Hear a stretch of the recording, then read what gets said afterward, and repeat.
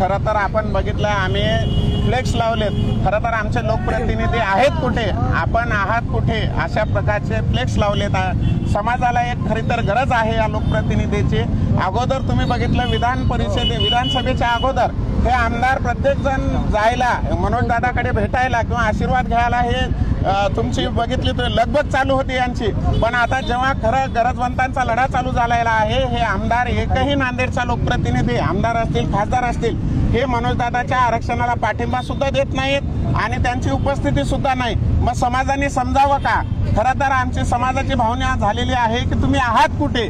त्यामुळे आम्ही फ्लेक्स लावून त्यांना एक चेतावणी दिलेली आहे की येणाऱ्या काळात तुम्ही त्या उपोषणस्थळी जाऊन मनोज दादांना तुमचा पाठिंबा द्या, नाही तर तुमची या आरक्षण मागणीला विरोध आहे असं समाज समजेल आणि येणाऱ्या काळात समाज तुम्हाला जशास तसं उत्तर देईल। आणि तुम्ही जर येणाऱ्या काळात जर तिथं जाऊन पाठिंबा नाही दिला तर पुढच्या काळात आम्ही तुमच्या विरोधात मतदान करू। हे मतदान विरोधात करण्याचं कारण काय? अगोदर तुम्ही जेव्हा मतदान मागतात तेव्हा सांगता आम्ही समाजासोबत, मनोज पाटील जरांगेंना भेटायला हे सगळे खासदार गेलते, आमदार गेलते। खरं तर आता आम्हाला समाजाची एक मागणी आहे की कुठे आहेत समाजाचे प्रतिनिधी, कुठे आहेत अशोक चव्हाण, कुठे आहेत प्रताप पाटील, कुठे आहेत हेमंत पाटील, बालाजी कल्याणकर झालं, भोंडारकर झालं, हे सगळे आमदार फक्त आमदारकीला निवडून यासाठी समाज आठवतो यांना। आणि जेव्हा खरा समाज तिथं जाऊन मुंबईत बिना अन्न पाण्याचं आंदोलन करतो त्यांना तुम्हाला पाठिंबा द्यायला लाजा वाटतात का? हा समाजाचा प्रश्न आहे आणि सर्व समाजाची भावना आहे। येणाऱ्या काळात जर तुम्ही लगेच नाही गेलात तर तुमच्या घरावर येऊन सगळा समाज बांधव येऊन बसतील आणि तुमचा कुठलाही कार्यक्रम होऊ दिला जाणार नाही। तुम्ही आज नांदेड जिल्ह्यामध्ये या ठिकाणी पाहू शकता, या बॅनरवरती जेवढे आमदार आहेत ते आमदार सर्व सत्तेतले आहेत आणि मराठा समाजाचे आहेत। सत्तेमध्ये राहून नुसता मलिदा खाणारे हे आमदार आज या ठिकाणी आम्हाला दिसत आहेत।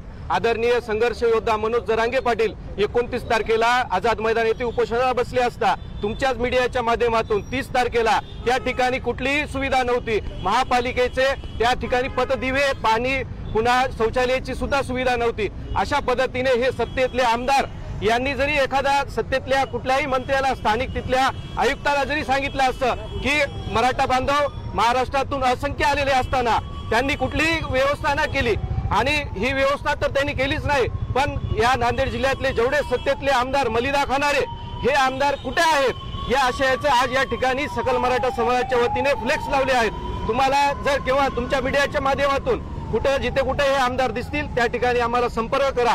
सकल मराठा समाज त्यांना जाब विचारल्याशिवाय राहणार नाही। वर्षापासून मराठा समाज न्यायाची भूमिका या ठिकाणी मागत असताना या ठिकाणी हे सरकार, प्रत्येक सरकार यांनी वेळोवेळी या समाजाला भूलथापा दिलेल्या आहेत। गेल्या 2 वर्षामध्ये मनोज जरांगे पाटील यांचं हे 8वं उपोषण आहे। आज 29 तारखेपासून त्यांनी आमरण उपोषण या ठिकाणी चालू केलेलं आहे। 8 वेळेस झाले ते आमरण उपोषण या ठिकाणी करत आहेत। आज 4था दिवस आहे त्या आमरण उपोषणाचा। आज त्यांची तब्येत खालावलेली आहे।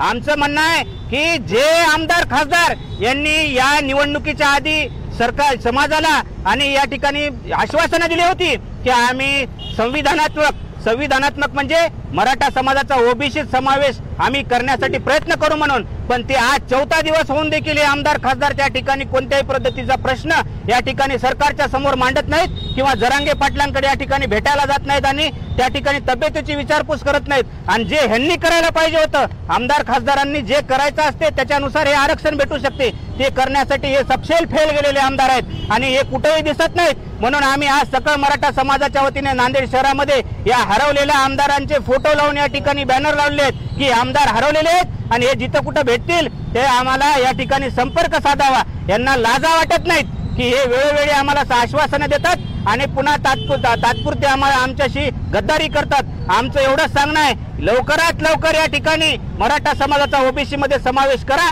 अन्यथा पुढील परिणाम गंभीर होतील।